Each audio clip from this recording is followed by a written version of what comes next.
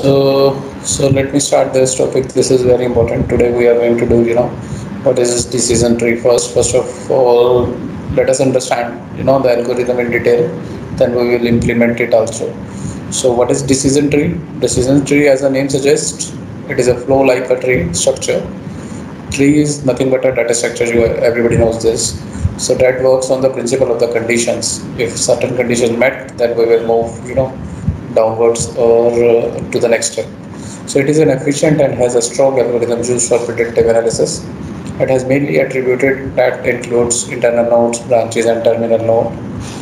Every node holds a test on an attribute, branches holds the conclusion of the test, and every leaf node means the class label.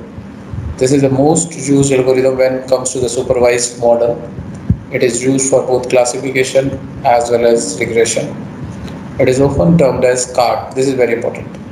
Decision tree algorithm is also termed as CART. That means classification and regression tree. So if you sit for an interview in any machine learning or AI company, they will definitely ask you what is CART. So CART is nothing but the classification and the regression tree. So algorithms are always preferred due to the stability and the reliability. Now, how can an algorithm be used to represent a tree? Let us see an example. So before going to see an example, let us understand certain terms regarding to the decision tree. One is branches. Division of whole tree is called branches. I think you know about this. And root node represent whole sample that is further divided. Hence, that is the node from where we begin. Then splitting, division of the nodes is called splitting. Terminal nodes, the nodes that does not split at all, means the last nodes called the terminal nodes. Decision nodes, it is a node that also gets further divided into sub nodes, being a sub node. That is what we call decision node. Pruning we already covered one algorithm also. So pruning is the removal of sub nodes from the decision node. Now parent and the child node. When the node get divided further, then the node is termed as a parent node, whereas the divided nodes or the sub nodes are termed as the child node for the parent node. I think this is all you already have have this learned this in data structure and many times in various subjects. So it is easy, very easy. Now one very important thing that I would like to mention here. What is the working principle of decision tree? This is very important. Decision tree are considered to be widely used in the data science and in the data analysis nowadays. It is key proven tool for making decision in complex scenario. It can also be used as a binary classification problem, like to predict whether a bank customers will churn or not, whether an individual who has requested a loan from a bank will default or not, and can even work on a multi-class classification problem. But how? We will see. So it works on both the type of the input and the output, that is categorical and the continuous. I think we already covered this thing. Categorical and continuous data is categorical are data is like which is in the terms of true, false, and some values, and continuous which is in the terms of the numbers. We will see here next. So this is the very important thing that you almost have to remember types of decision tree, and this is something which will be definitely asked to you whenever you sit in some placement exams. They will ask you what are the types of the decision tree. So this we already covered: categorical or continuous value variable decision tree. But the important thing to you have to remember is this. This is very important. ID3, iterative dictomizer 3. This is a DT algorithm. This is also a type of decision tree algorithm. Was developed by Ross Quinlan, that uses greedy algorithm to generate multiple branch trees. There are several ways to generate a tree. So out of that several ways, one is ID3, that is iterative dictomizer 3, and you must have to remember this. This is very famous with the name of ID3. So wherever you apply, this decision tree, so somebody will ask you how to generate a tree. So you may say, then it's up to you. You must have to remember what are the various, algorithms available. One of the famous is ID3. So tree extend to the maximum size before pruning. So it has, it has its own merits.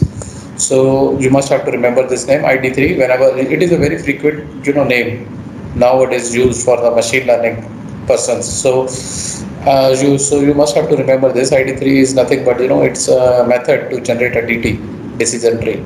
Similarly, C4.5 flourished ID3. Now what is this? This is another short name of the algorithm. By overcoming restrictions of the features that are required to be categorical, it effectively defines distinct attributes for the normal features using if then else condition. It converts the tree trees. So it use if and else condition. So this is you must have to remember this name C4.5.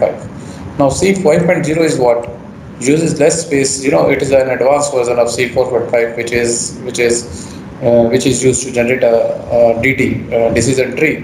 C5.0 is an advanced version of C4.5. So the whole thing, what I would like to tell you over here is you must have to remember the name ID3, C4.5, C5.0. These all are the algorithms which are used for generating a decision tree. The card classification and the decision tree are similar to C4.5, but it braces numerical target variables and does not calculate the rule set. It generates a binary tree. So basically, my whole thing to show you is only this. You must have to remember ID3, C4, C4.5, and C5.0. These are nothing but the terms which are associated with the decision trees. So I hope everybody understands this. These are the types of the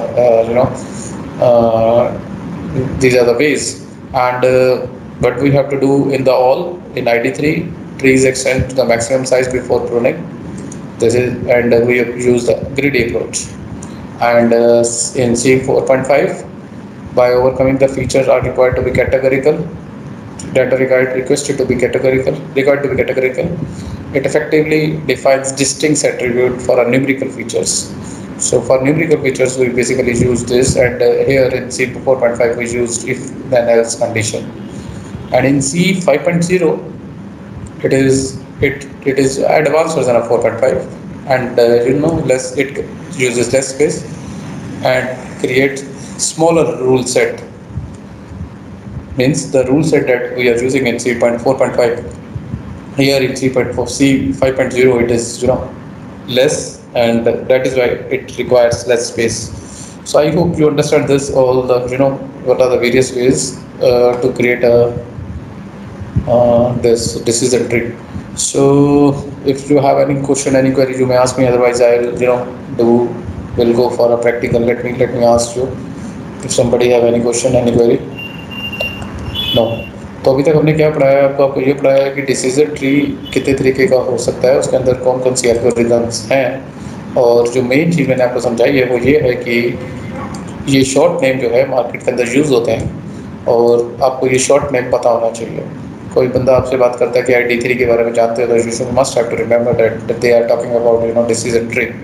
Similarly, C4.5, so immediately you have to click yes, see, because sometimes it is asked in the exam also. C4.5 is associated with which kind of algorithm, तो तुम्हें पता होना चाहिए कि ये decision tree algorithm के अंदर use होता है। तो खैर, anyhow, now let me quickly start the practical. So to start the practical, first of all हम अपना cognitive lab खोलते हैं।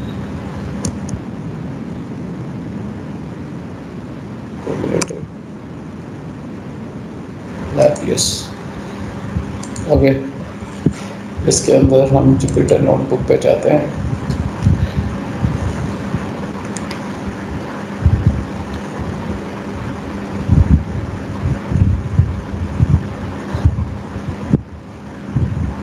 I have this data set whatever I use today. I have the data set as well as the commands. I will put it on a this your IBM class on your Teams, so that you can also work upon this. I will, after this class, I will share this data set as well as the Jupyter Note file with you all, just to so that you also explore it. So today I think weather data classification. Yeah, this is weather data classification using scikit-learn. Scikit-learn is, I told you earlier, it is a library. It's a kind of library which is used to, split the data, and it is a package basically in which, several algorithms are already present. So let me start the daily weather data description. So before that, okay, yeah, there is a data with the name daily underscore weather. I already uploaded it. Let me show you.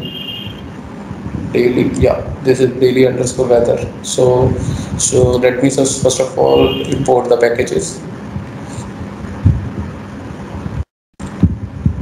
Yeah, the packages are pandas, scikit-learn for accuracy and train test and decision tree classifier because we are using decision tree classifier today. Now, after that, first of all, we have to take the data. So I'm taking data through pandas. This is a command you all know, read underscore CSV with the, with a single quote of the dataset name. So dataset name is weather data W. Yeah, daily data A B C D. It is alphabetically shown here. So this is the data. So okay, before starting, let us see the columns of the data. So when I run this, so these are the columns: number, air pressure, 9 a.m. Air. Basically, the file daily weather CSV is a comma separated file that contains weather data.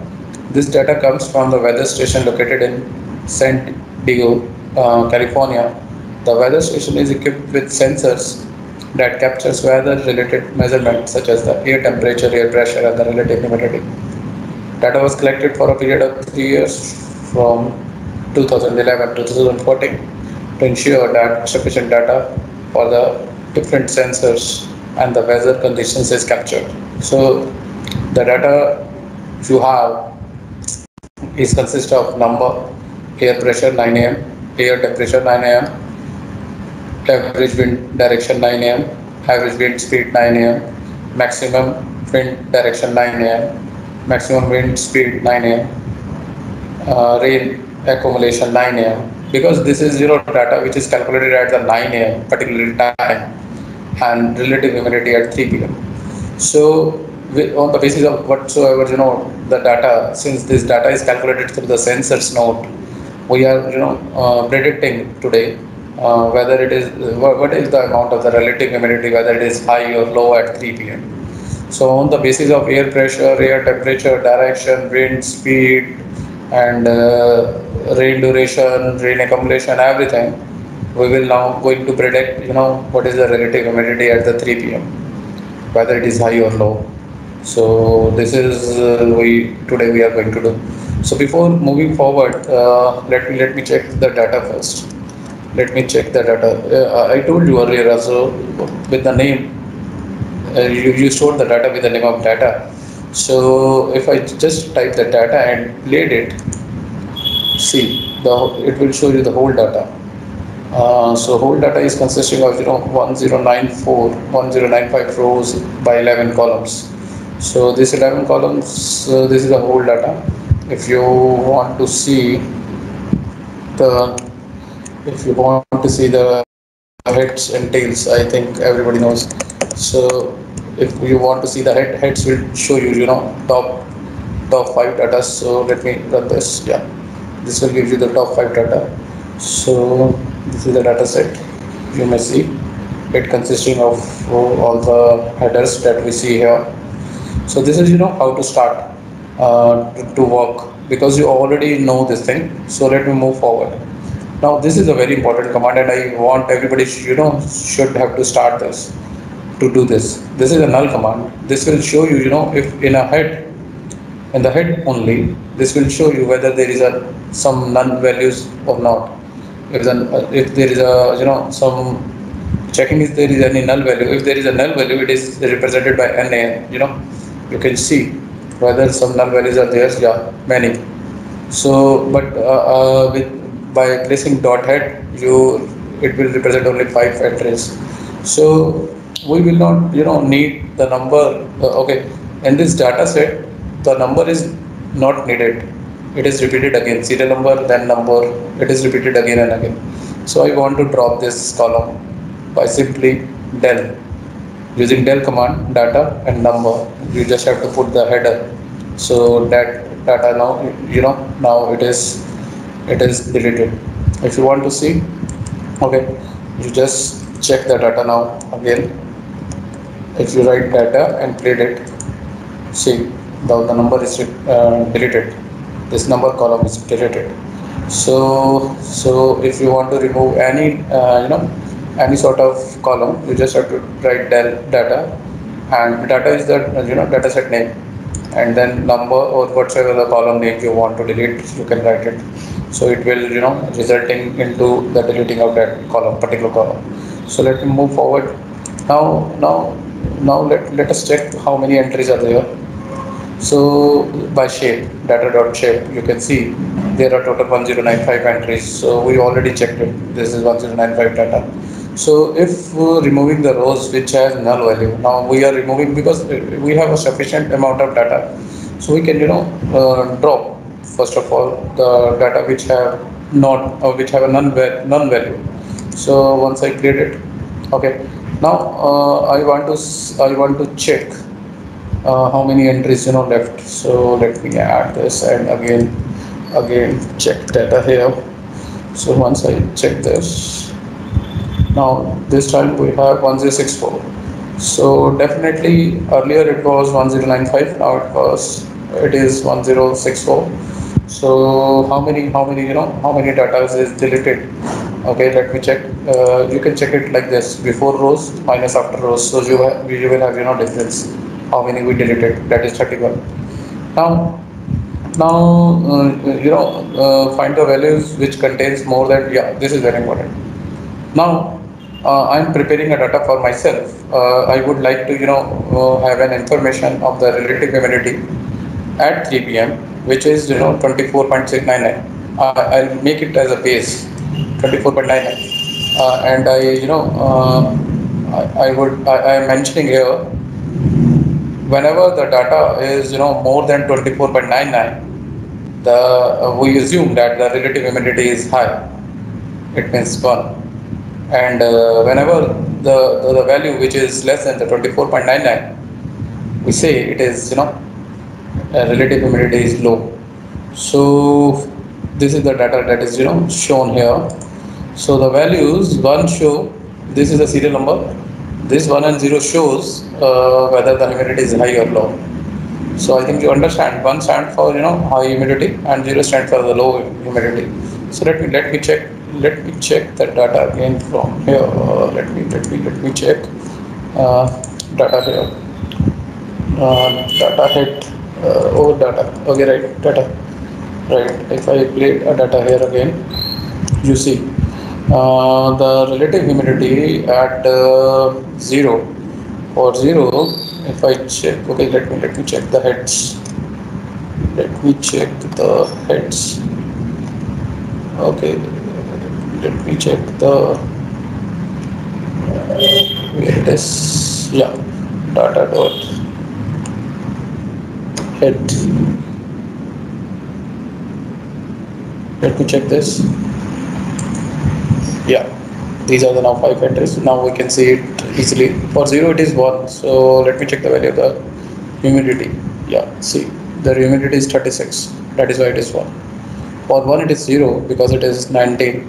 So 19 means it is less than 24.99.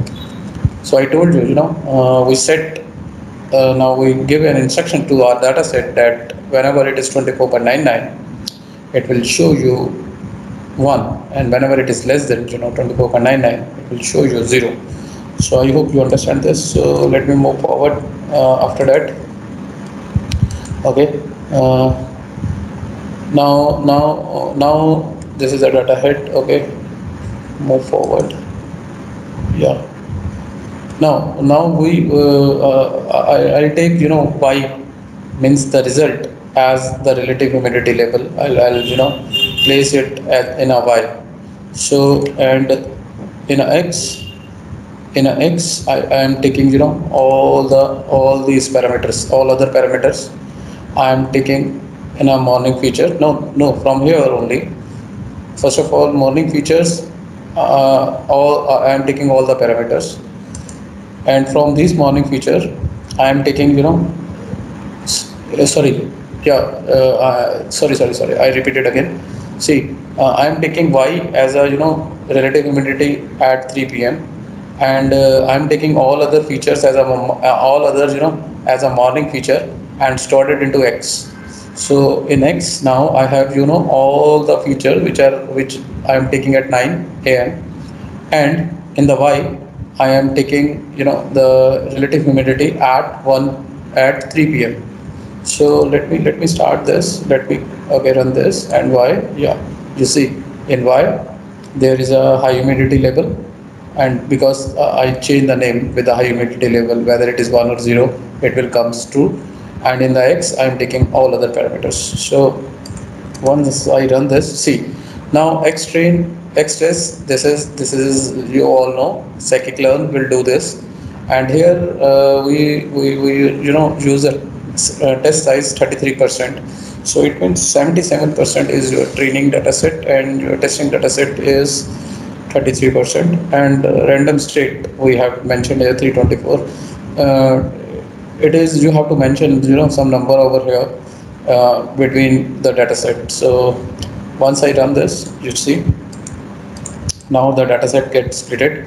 Now I am, creating one classifier with the help of decision tree classification, where this is also a predefined package, in the in your what we say, scikit-learn. Yeah, this is a predefined package, and we are creating a tree up to, 10 nodes. So it's up to you, how much nodes you needed it. At 10 or 20, you can change it, according to yourself. So I'm creating a disease humidity classifier with the nodes of 10. It means it creates a tree, means decision tree up to the nodes of 10, and humidity classifier then fit it with this command. I'm fitting the data. So let me run this. Right now, the type. Let me what is the type of this humidity classifier? Once I run this, you will have, scikit-learn tree. So this how you can see what type of, humidity classifier you prepared. Now after that, you have to, now the data is split it. Now classifier is set. Now we have to predict with the value of y. So let me put the value of y. Y is nothing but, the, and I am putting only 10 values, the first 10 values of y from my data set. So once I tested it, see, these are the testing data we have taken, and these are the results corresponding to, that data set. So if you go and check 456, entry, you will definitely find it at 0. 0 means the humidity level at that time must be less than 25 or 24.99.